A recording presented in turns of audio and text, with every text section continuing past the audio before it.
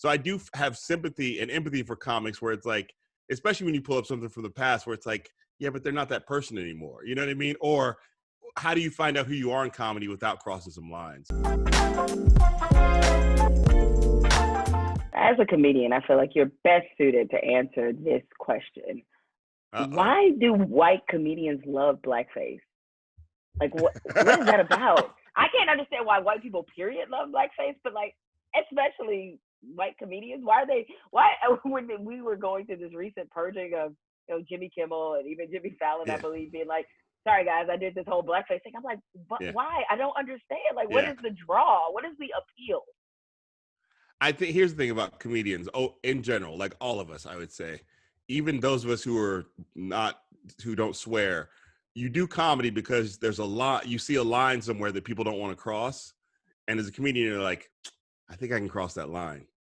I think I have the ability to cross that line. Now that line could be about the one sock left over in the dryer, or that line could literally be about blackface or the N-word or the C word or all these other words. Like, you're just like, people tell me I'm not supposed to cry. And this is true, like, of every comedian. Now, then if you get into comedians who got into it because they were inspired by like Richard Pryor or sort of the real line crossers, then it becomes a thing where everybody's like, okay, Richard Pryor said it there. I got to go past that, So I think it's really about something. I think there is something about being a comedian, and I accept this, that you have to have sort of a middle school mentality to life. Like, everybody says, don't do this, but I'm gonna do it anyway. Unfortunately, that middle school mentality extends to things that your adult brain should be like, but not this. Maybe this is too far. But I think, especially when you start to become a successful comedian, you have less adult brain and less adult brains around you. I think that you're like, so imagine being like Jimmy Fallon. Not only are you putting on blackface, but you're surrounded by people who are watching blackface get put on you. And the person who's putting on you is like a makeup artist who's a professional makeup artist. I mean, the whole thing. There's not one person who goes, hold on a second, everybody. Because I think on a basic level, showbiz invites people in who also have sort of a middle school mentality. So I think and this is not about not being smart people, but we're here because we want to stay up late. We want to hang out. We want to break. We don't want to live like regular folks. We don't want day jobs. And none of that sort of funnels its way into thoughtful adult decision-making. It's funny reading descriptions about you, because the word that people commonly use is calling you a socio-political comedian. Mm-hmm. What do you think about being labeled that way? You're like, so what? I'm the serious dude? Like, what does that even? What does that mean? To be fair, I think that started in my bio, and then people were like, "Oh, is that what he is?" Okay, all right. I was wondering, like, everybody describes him this way. I put it in my bio because people were like calling me a political comedian, and I was like, "But I'm not. I'm not doing like." When I think political comedian, especially when I was growing up, it was really like white guys with jackets on talking about those idiots in Congress. You know what I mean? Like, it just like, and I'm not doing that. But people, because I was talking about Barack Obama and cultural movements, people say he was political. And then I would get put on these political comedy shows, and the audience would be like, what is he doing? That's not political. And so I started to feel like, well, what can I call myself that sounds just boring enough to be political, but not so boring as political? Like, how can I, where's the line? So I don't think I came up with that phrase, social political. But the funny thing is like, I didn't know that would be the thing. People were like, okay, that's what he is. So that I hear that all the time. Yeah.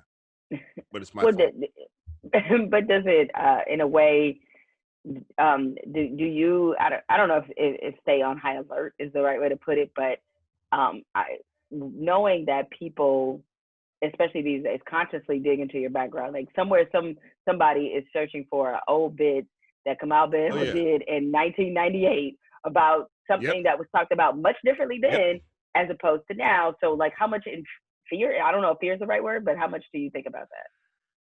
I mean, I think about it more than those people do. And so there are times when I've I've sort of gone back and went, and like, I wrote a part of my book about a joke I did in 2003, I think it was. It wasn't 19, maybe 2005. But that I look back on now and like, well, very quickly after I did it, and I was like, oh God, like, I had a friend basically have a come to Jesus meeting with me who was like, that's not how we do this. So I think about it a lot. I also benefit from the fact that there's just way less evidence from back then than there is for comedians starting today.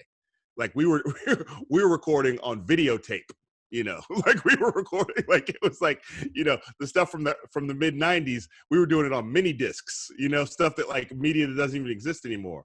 So I do think that if for comedians starting now, you're supposed to do something. You're supposed to mess up when you start. You're finding your voice. You're supposed to regret jokes. So I do have sympathy and empathy for comics where it's like, especially when you pull up something from the past where it's like, yeah, but they're not that person anymore. You know what I mean? Or how do you find out who you are in comedy without crossing some lines? So, but I wrote a part of my book about a joke that I did that I was like, that doesn't represent me. And I feel bad for doing it. Yeah. Well, one thing I didn't think about, because I had a recent experience where did you just hear my family scream? I actually did hear it, but now I'm like, what? Okay. Not a bad scream, like a kid scream, like a okay. wee. I was like, hopefully that's not a scream of terror we're talking about. No. Maybe one of glee or joy. But I mean, I had a recent experience where I feel like I benefited, much like you said, there was no, you know, people were videotaping, people had phones, they weren't taping all the things that you were doing or videoing them. The entire time I've been on social media, I've been under corporate employment. So I've had to follow somebody's guidelines this whole time. So there is no going back to when I was 16 or 17 and was tweeting something reckless and wild and be like, here go these hot NWA lyrics, boom, like, you know, like none of that.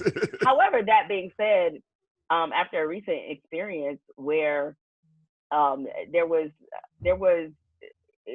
I forget what year it was. I think it was 2009. Manny Ramirez, he had been busted for testing positive, you know, for a female fertility drug. And the reason why is that is the bat signal you are using steroids. So of course, everybody had mad jokes about Manny Ramirez taking this female. And I shared a joke that was anti-trans from my Facebook group or a Facebook page. I'm sorry, like that somebody on Facebook had like left this joke. And I shared what the joke was, and I was like, that's so inappropriate, but so hilarious. That tweet didn't cause a bubble, a rip, nothing. This is 2009, right? Nobody said a word. It was no dragged in the meeting. I was working at ESPN at the time. And and then somebody recently brought this to my attention. Now, they brought this to my attention in the vein of trying to shout me down about calling out somebody white for doing something racist. Like, oh, you so perfect. Boom. What about this from 2009? I was like, okay. So the whole thing was, I say all that to say is like, I had to realize that if you go deeper into your history on social media or whatever it is, that even the way we talk about things has changed, right? Like you weren't a bad person when you said what I said in 2009. In 20, you are. And I'm happy for the growth and happy that it is that way. But I also had to realize, wow, there are takes and thoughts and opinions I might have had then that were perfectly acceptable in terms of language, in terms of how you discuss things that are just not acceptable now. You know, R. Kelly was one. Like R. Kelly, when I was growing up, people listen to R. Kelly, right? I've been going to R. Kelly concerts. I would not, I wouldn't be caught dead at an R. Kelly concert now. But the way we talked about R. Kelly has obviously dramatically changed. Yes. Yeah, and I think that the big problem here is that we have, you know, I think we're understanding now. I remember when Twitter first started, comedians pitched it to me as like, it's like an open mic. You can say whatever you want. You can just go out there, and the whole point was to go out there and just have wild hot takes and try out jokes before you set them on stage. And then at some point, it became about your personal brand. And so whenever I see a comedian's tweet or anybody's tweet from before 2011, I'm like, that era of Twitter was the Old West. Like nobody was thinking about it as brand building. Nobody was thinking about like, nobody was thinking about being an influencer. It was like, I'm yelling into a dark room just to see what happens. And so I do have a lot of empathy for people, even people I disagree with, when tweets come back from that long ago. Now, to me, the proof is in who are you today? And nobody who knows you would go, yeah, I think she probably still thinks that way. And I think, unfortunately, we've bought into this, the way in which Twitter has pitched it, where there's a permanent record of this stuff that there really shouldn't be. That, you know, there's no other, that, because it's not like you built a whole platform on that joke, you know, and right now, I'm sure both of us sit around with our friends and say lots of things that we wouldn't go, could you please send that tweet out? You know, because we're human beings hanging out with our friends. And unfortunately, we've allowed social media to be a snitch, you know, when really they did that for their benefit, not for our benefit. Because if they go, Twitter can have all those tweets up there, they have all this content, they have all these metrics to say we have these billions of tweets, and it helps them, but it doesn't help us. Like, it really should have always been, after a week, your tweet disappears unless you want to save it. After a week, you might have been like, I probably don't need that still up there. You know, like, I probably said my piece there. Yeah, it doesn't really account for, I should say, evolution. And maybe, look, the people that join Twitter today or have only been a part of it in the last 5 years, you're still absolutely right. They don't understand, like, in 2009, like, Twitter was like, yeah. And you can argue, in some respects, it was actually the most fun time on Twitter, you know, because. Oh, yeah. No, it was great. It wasn't taken so seriously. Like, it wasn't like, you know. Yeah. I had a tweet that I sent up years ago that I was like, that it didn't get a lot of traction, but it keeps popping up now, where I was like using the term spirit animal, and somebody told me like that's actually racist, and this was back in the wild west days of Twitter, but maybe when it was starting to turn. And so I said spirit animal, and they're like, that's racist because you're using Native American imagery, and I was like, all right. So I tweeted out, what's a way to say spirit animal that's 100% less racist? And it didn't get a lot of attention, but underneath it, people had suggestions. And so somebody said Patronus from Harry Potter. I was like, oh, great. That's fantasy. It's a Patronus. I can say that, not offending anybody. Well, guess what? Oh, snap now. Oh. Just yesterday, that tweet came back up again, and somebody who had suggested Patronus is now apologizing for saying Patronus because of all the wild, spicy things that J.K. Rowling is getting into around. Yeah. So it's just like, things are evolving in real time. Things are changing in real time. And so that person is apologizing for a tweet from, I don't know, 5, 6, 7 years ago that now looks different in the light of 2020. Because the person who wrote the book doesn't seem as perfect as we thought they were.